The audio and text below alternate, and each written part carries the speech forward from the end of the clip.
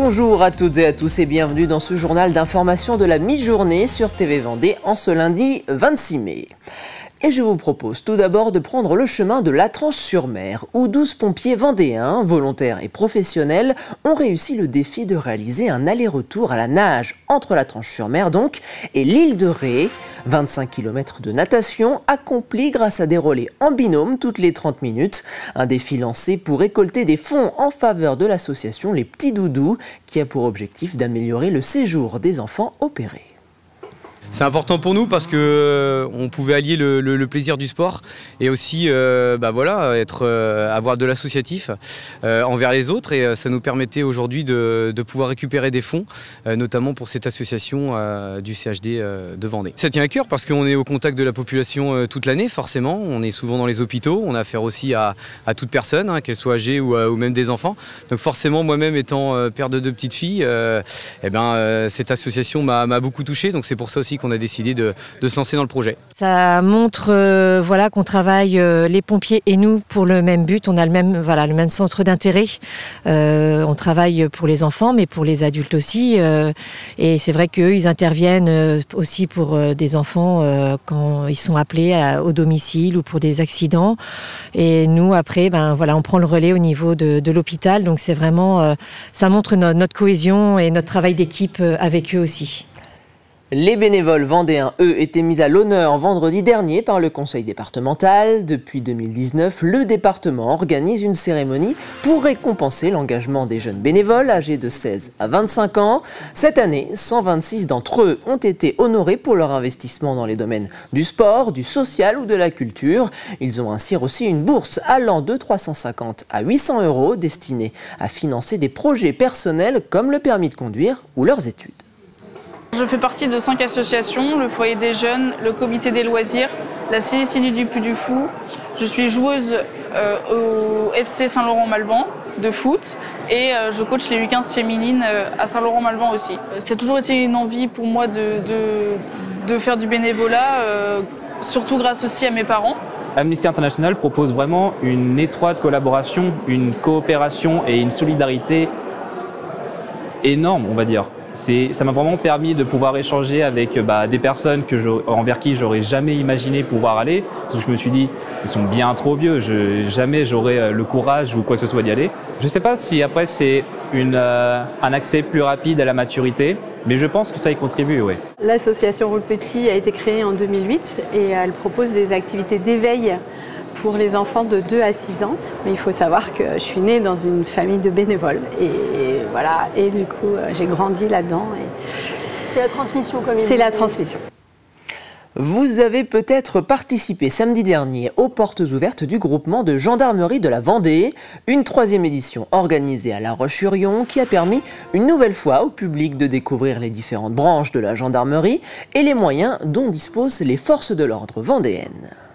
Les enfants et les jeunes, ils sont beaucoup attirés par l'intervention, donc les unités d'intervention, ils sont attirés par les maîtres chiens, ils sont attirés par les motos, mais on présente tous les métiers de la gendarmerie, le métier de gendarme polyvalent, la brigade nautique, les techniciens en identification criminelle, nos enquêteurs cyber, la gendarmerie mobile et le maintien de l'ordre. Voilà, donc on leur présente toute la gamme et je crois que chacun peut y trouver son compte, même si ce qui a le plus de succès, ça reste les équipes cynophiles, les équipes d'intervention et les motos. Le colonel Arnaud Pellabeuf, qui après 3 ans passés en Vendée, sera prochainement remplacé par la colonelle Maude Cerclé-Fraval, ancienne chargée de mission politique sur la question de la sécurité du quotidien. Nous vous emmenons désormais dans les coulisses de l'exposition L'homme et la mer à la préhistoire, une exposition immersive proposée par le Préhistosite du Cairn à Saint-Hilaire-la-Forêt. Louise Viadger vous offre un avant-goût de ce voyage à la rencontre des premiers navigateurs vendéens et du monde marin préhistorique. On ne peut pas passer à côté. L'exposition temporaire L'homme et la mer propose 4 reproductions des premières embarcations de l'humanité. Parmi elles, la plus imposante, une pirogue monoxyle. Qui est faite dans un seul tronc de bois et qui a été entièrement façonnée avec les méthodes de la préhistoire. Alors sa particularité, ses dimensions, 9,50 m de long, plus d'une demi-tonne de poids, et également aussi sur sa navigabilité, on va dire, eh bien, c'est ce qu'on pourrait qualifier d'un bateau insubmersible, c'est-à-dire que ces embarcations à la préhistoire ne pouvaient pas couler, elles font flotteur quoi qu'il arrive. Des découvertes récentes en Vendée montrent la présence de bateaux similaires à ces pirogues dès le néolithique. Une exposition ancrée sur le territoire donc, qui réunit pour la première fois un ensemble de collections et de vestiges retrouvés dans le département. En travaillant avec les services archéologiques, donc le dépôt de fouilles de la Vendée, mais également des musées comme l'Historial de la Vendée et le musée du Masque des Sables d'Olonne. On découvre alors tout le lien entre l'homme et la mer nourricière, mais aussi porteuse d'échanges et de navigation, des coquillages, de l'outillage ou, plus étonnant, des parures. Qui vient aussi casser un petit peu le mythe de l'homme préhistorique, un peu brut, hirsute, qui ne fait pas attention à son allure. Déjà, ici, sur notre territoire au néolithique, eh bien, l'homme fabriquait des bijoux et il utilisait parfois les coquillages. Et donc, nous avons la chance d'accueillir une pièce assez exceptionnelle qui sort rarement des réserves parce que très fragile, qui est un collier de dentelle qui a été découvert à Jars-sur-Mer, sur le site du Paradis aux Ânes. L'exposition temporaire L'homme et la mer est à découvrir jusqu'à la fermeture du cairn à la Toussaint. C'est l'un des événements sportifs qui rythme chaque année la Vendée au moment de la période de l'Ascension. La Vendée va, qui tire son nom du mot pirogue en polynésien, est de retour aux Sables d'Olonne à partir de ce mercredi 28 mai. Au programme, découverte des richesses et des savoir-faire de la Polynésie à travers l'artisanat, la danse, le tatouage ou encore la gastronomie. 4 jours de fête durant lesquels auront également lieu les traditionnelles courses de pirogues polynésiennes en haute mer. L'esprit du Va'a, donc de le Va'a, la pirogue, c'est vraiment ça, c'est cet esprit de partage, de communauté, cet esprit de famille. Alors aussi des moments qui sont très intéressants, très forts, c'est le matin avant chaque départ de course, on a la prière traditionnelle et le haka.